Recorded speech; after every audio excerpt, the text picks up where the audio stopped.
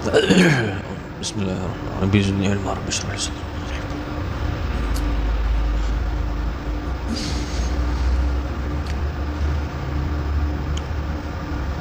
آیا واقعي پیرانو ته د خپل مریدانو د حالاتو پته لګي او که چرته دا سی چې پیرانو ته د خپل مریدانو د حالاتو پته لګي بیا د دې څه مطلب دی چې الله عالم الغیب دی؟ الله جل شانه ته عالم الغیب وي دا صرف یو ذات دی چې هغه د الله جل شانه ذات، بل د الله نه ما سوا څوک عالم الغیب نشته. دا زموږ عقیده ده. د الله جل شانه نه ما سوا که چاته د یو څه پته لګي او د یو غیب څه پته وته لګي چې هغه نشته، نه دی ته عالم علم غیب نه وي او نه د سړی ته عالم الغیب وي. ولې؟ الله جل شانه سره چې کوم علم دی په هغه کې پمنس کې هیڅ واسطه نشته. علم غیب هغه ته وایي چې د هغه علم پمنس کې او د انسان پمنس کې واسطه، د غزاد پمنس کې واسطه نه دی ته سوی علم غیب. کله چې پمنس کې واسطه راشي نو دی ته علم غیب نه وي، دی ته علم غیب نه وي، دی ته اطلاع علی الغیب وایي. څه اطلاع علی الغیب؟ لکه نبی کریم صلی الله علیه وسلم ته حضرت جبرئیل هغه خبره وکړي راوړي د وحی په ذریعہ سره چې هغه د مستقبل خبر وي، قیامت ته نږدې به داسې کېږي، داسې به کېږي، داسې به کېږي. اورېدلي هم دي که نه؟ اوس دا خو د مستقبل خبرونه وو، همونږ نبي علیه السلام ته عالم الغیب نه وایي. ولې؟ دا خبر خو د غیب وو، پوهېږي، خو علم غیب دا نه وو. ولې نه وو؟ ځکه چې منځ کې پکې د حضرت جبرئیل واسطه موجود ده. پوهېږئ په دې خبره؟ کله چې د جبرئیل واسطه نه وه او نبي علیه السلام ته د ځان نه پته لګېدی، موږ بیا څه وي چې نبي علیه السلام عالم الغیب دی. پوهېږئ په دې خبرو؟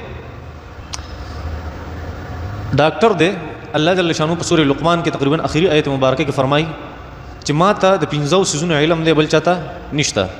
ان الله عنده علم الساعه وينزل الغيث ويعلم ما في الارحام. الله ته د باران پته لګي، الله ته د قیامت پته لګي، دا علم غیب دی. او الله ته دام پته لګي چې د مور په خېټه کې څه دي. پوهېږي؟ نو ته به اوس وایې چې دا علم غیب دی، نو الله صرف په دې باندې عالم دی. ولې ډاکټر چې په الټراساؤنډ معلوموي، الله وایي صرف دا ما ته پته لګي. او ډاکټر ته هم پته لګي، نه ته به څه وایې ډاکټر عالم الغیب دی؟ نه، الله ته پته لګي خو بغیر د واسطې نه. او ډاکټر ته پته لګي دغه مشینري دي ته لرکه او بیا ورته ووایې ستا په دې خېټه کې څه دي، تا ته دې ووایي، هغه ته د خپلې خېټې بیا پته نه لګي. ولې؟ مشینري نه منځ کې واسطه چې کله د یو علم په منځ کې راشي هغې ته علم غیب نه وي. اوس کومو خلکو ته چې کشف کېږي، کشف دی دا سوال کړی دی چې یاره یو پیر ته دا پته لګي چې زما مرید څه کوي. نو کېدای شي بعضې داسې الله والا خلک موجود دي چې هغې ته د خپل مرید پته لګي. څنګه ورته پته لګي؟ بغیر د واسطې ورته پته نه لګي، بلکې حدیث شریف کې راځي چې الله جل شانه فرشته مقرر کړي د انسان په زړه باندې. کله چې انسان ډیر زیات نیک عمل شي او ډیر متقی او پرهیزګار شي، هغه فرشته د الله د طرف نه د مستقبل خبرونه هغه ته وړي او دغه په زړه کې اچي، دغه ته کشف وایي. څه ورته وایي؟ کشف ورته وایي. اوس په منځ کې فرشته راغلی، دې ته علم غیب وایي، دې ته علم غیب نه وایي. نو پیرانو ته علم غیب نشته، الله جل شانه ته علم غیب. پیغمبرانو ته علم غیب نشته، الله جل شانه ته علم غیب دی. کوم علم کې چې منځ کې واسطه راشي هغې ته علم غیب نه وایي، کوم علم چې بغیر د واسطې نه هغې ته علم غیب وایي. پوه شوئ په دې خبره باندې؟ دغه فرق دی پکې. که موږ ته یو مسله راپېښه شي چېرته، موږ د علماو په ځای باندې د علماو کتابونه او فتوې ځان سره وساتو او د هغې نه هغه مسلې حل کوو، نو حل کولی شو که نه شو حل کولی. الله جل شانه چېرته قرآن کې هغه دا نه دي ذکر کړي، تاسو په فتوو کې وګورئ. الله جل شانه فرمایي فاسألوا اهل الذکر ان کنتم لا تعلمون، چې تاسو د علم والو نه تپوس وکړئ. سټډي نه ده یاد کړې، څه یاد کړي؟ د علم والو نه تپوس وکړئ. یو څیز باندې نه پوهېږي د چا نه به تپوس کړي. اوس که ته ډایرکټ کتاب ګورو نو کتاب کتل غلط څیز نه دی، شریعت کې دې اجازت دی چې ډایرکټ ته فتاوجات وګورې او د هغې نه ته څه نالج هغه ګین کړي، هغه حاصل کړي. دا څه نقصان نه دی. البته خبره دومره ده چې عام خلک چې کم وي د دوی علمي بصیرت دومره نه چې د علماو په هغې فتاوو باندې دي مکمل پوه شي. نه کله ناکله هغې یوه خبره لیکلي دي ته مطلب بل والي،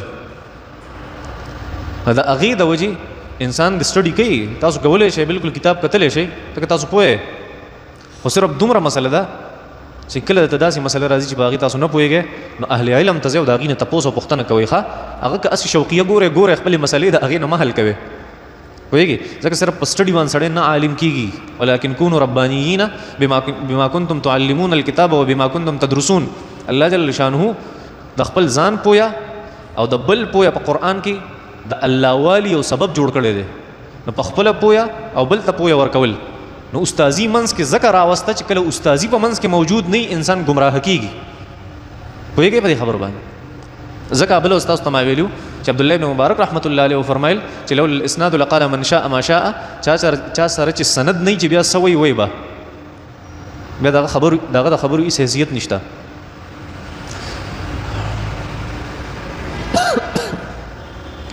نیت المؤمن خیر من عمله. د یو مؤمن نیت دا بهتر دی دغه د عمل نه. دا حدیث په کوم کتاب کې دی او دا حدیث ټیک او صحیح دی که نه؟ ټیک خو دی خو صحیح نه دی. دا حدیث ټیک خو دی خو صحیح نه دی. دغه فرق دی. ټیک دا مطلب دی چې داسې الفاظ په حدیث کې نشته چې د مسلمان نیت هغه زیات بهتر دی دغه د عمل نه. خو د دې معنا هغه په حدیث کې شته. ځکه نبی کریم صلی الله علیه وسلم هغه فرمایل تقریبا په دیلمی کې روایت ته فردوس دیلمی هغه روایت نقل کړی دی چې نبی کریم صلی الله علیه وسلم مبارک فرمایل چې کله ناکله د انسان عمل دومره بهتر نه څومره چې د نیت بهتري. پوهېږئ په دې خبره باندې؟ نو داسې الفاظ نشته چې نیت المؤمن خیر من عمله. خو دې چې کومه معنا ده او مفهوم دی هغه په حدیثو کې شته. نو ټیک خو دی خو صحیح نه دی. داسې الفاظ ما نه دي لیدلي چېرته په حدیثو کې.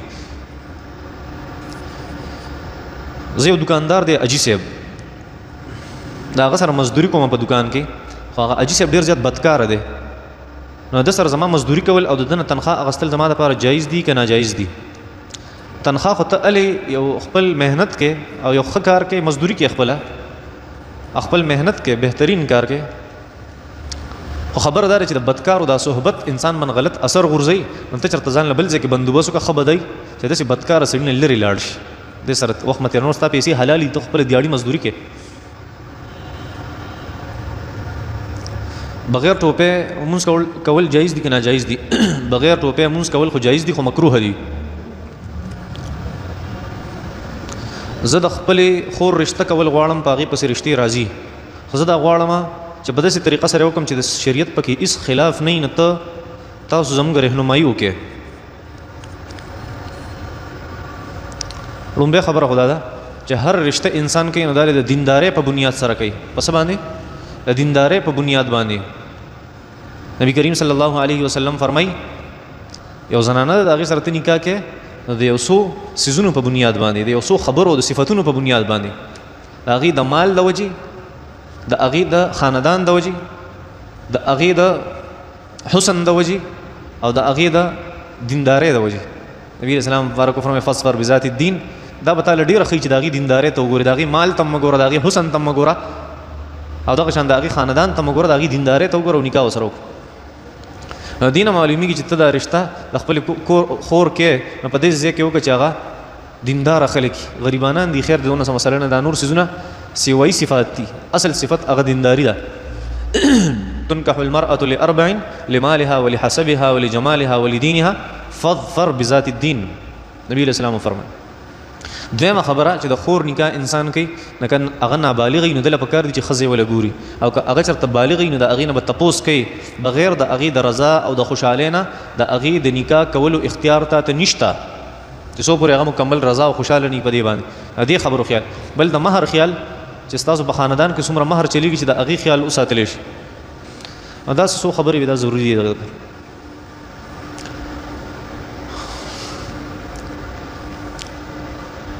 واه.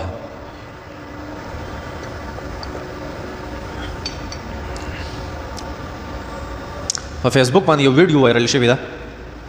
یو سری ګیري والا سړی دی، ګیرې له نکریزه ورکړې ده او د هغه نه څوک انټرویو ولي او هغه ورته وایي چې په دنیا کې صرف یو زه په حق باندې یم چې عالم یم. یو په بونیر کې یو عالم دی هغه په حق باندې او هغه اشرف علي تانوي رحمت الله علیه ته ګمراه وایي او وایي چې بهشتي زیور کوم چې کتاب دی زموږ په پښتانه ځان سره ساتي جنتي کالی. بهشتي زیور په اردو کې دی، جنتي کالی په پښتو کې دی. او دغه شان شامي نومي کتاب چې د احنافو کتاب دی هغې وایي چې دا ټول غلط دی او دا سړی ګمراه کوي. او زموږ په دې کې په ډېرو خبرو باندې اعتراض دی. دا سړی راوله چې د اعتراض هغه ختم کم. صحیح ده. دویمه دا خبره کوم سړی چې ځان ته وایي چې زه په حق باندې یم، دا اکثر په حق باندې نه. صحیح ده. الله جل شانو قرآن کې فرمایي فلا تزکوا انفسکم، خپل ځان ما ته مه پاکوي، زه سړی پیژنم. الله فرمایي دی وایي صرف زه په حق یم، په بنیر کې یو بل عالم دی هغه په حق دي، نور دا ټول خلک ګمراه دي. او دا خبره چې اشرف علي تنویر رحمت الله علیه هغه بهشتي زیور کې غلطۍ کړي، غلطۍ نه دي. هغه ځینې مسلې په بهشتي زیور کې داسې موجود دي چې د هر انسان دماغ په هغې باندې کار نه کوي. دا دوه علماء کرام داسې موجود دي په علماء دیوبند کې، یو مولانا محمد قاسم نانوتوي رحمت الله علیه دی، یو مولانا اشرف علي تنویر رحمت الله علیه دی، چې دی په ډیرو خبرو باندې څوک په کتاب کې نه پوهېږي چې دا یې څه لیکلي. خلک وایي د ګمراهۍ خبرې لیکلې، خو چې لږ سوچ سړی وکړي او علم او عقل وسره یو من علم وسره یو سره لس من عقل نو هغه سړی پوهېږي چې دا خبره خو ډېره زبردست ده. هر سړی پرې نه پوهېږي. د دې اعتراض دی ولې د اشرف علي تنویر رحمت الله علیه په کتاب باندې زه به ولا حل کم، وامې نه جګړه مو سره نه کوم، مناظرې مو سره نه کوم، صرف د سوال جواب به ولا ورکوم. دویم په امام شامي رحمت الله علیه، دغه شان امام شامي رحمت الله علیه دا هغه 200 کاله تیر شوي چې هغه کتاب لیکلی په خلافت عثماني کې، هغه کتاب لیکلی رد المحتار. نو په هغې کې څه مسلې داسې دي چې ظاهري هغه ډېر عجیبه شان ښکاري، خو د هغې کنهې ته چې سړی ورکوس شي بیا ورته پته ولګي چې دا څومره بهترینې مسلې دي. نو سرسري مسله خو سړی دوکه کوي، تباه کوي. تاسو ځینې شاعران لیدلي دي هغې چې کله شعرونه وایي ته به دا کنزل کوي، حالانکه شعرونه ته چې دننه ورننوځي باطن یې وګوري هغه ډېر بهترین شعرونه وي. نه پوهېږئ په دې باندې. هغه علامه اقبال رحمت الله علیه شعر ویلی و که نه، وایي هم کافرو کې کافر کافر خدا همارا، وایي مونږ د کافرو کافر یو، زمونږ خدای هم کافر دی. نو ټول علماو په فتوا ولګوله وایي دا کافر دی، مرتد شوی دی. هغه چې بیا دغه تشریح وکړه بیا خلکو ته پته ولګي د علماو ته چې علامه اقبال څومره چوت سړی دی چې ده څه ویلي هم کافر او کې کافر. کوم خلک چې د خدای نه انکار کوي مونږ د هغې نه انکار کوو. کفر څه ته وایي؟ انکار ته. او کافر خدا هماره زمونږ د خدای هم د هغې نه انکار کوي. نو هر څوک په دې باندې نه پوهېدو. نو ظاهري یو څیز یو شانتي دننه بل شانتي، نو په ظاهر باندې د هر څیز حکم مه لګوئ چې هر ځای کې دې ته مه ګورئ چې شره ظاهر ګوري، شره ظاهر ګوري، ته ظاهر مه ګوره. صحیح ده. امام شامي رحمت الله علیه کتاب لیکلی بهترین کتاب دی، زمونږ بهترینه فتاوه ده، موږ ډېرې مسلې د هغې نه حل کوو. خو د هغه په څیزونو باندې او د هغه په خبرو هر څوک نه پوهېږي. نو چې د هغې اعتراضات یې هغه راوله یا د هغه تمام سوالونه هغه ما ته په یو پاڼه باندې کېده په یو درس کې به درته حل کړم ښه انشاءالله. یو سړي هغه یو ماشوم خپله لور وګرځوله چې دا به زما لوري. ماشوم سړی خپل پلار وګرځو، د بلوغت نه پس هم دا ماشوم د لور ای او که نه به نه دا د لور نشي کېدی. ښه پوهېږي په دې خبره باندې. که د پیو مسلې هغه جدا مسله ده، خو چې صرف په خوله ورته ویلي دا زما لور ده، هغه ورته په خوله ویلي دا زما پلار دی، چې دا بالغه شو دا به د نه جدا کېږي، دا نامحرمه دي د یو بل سره. ښه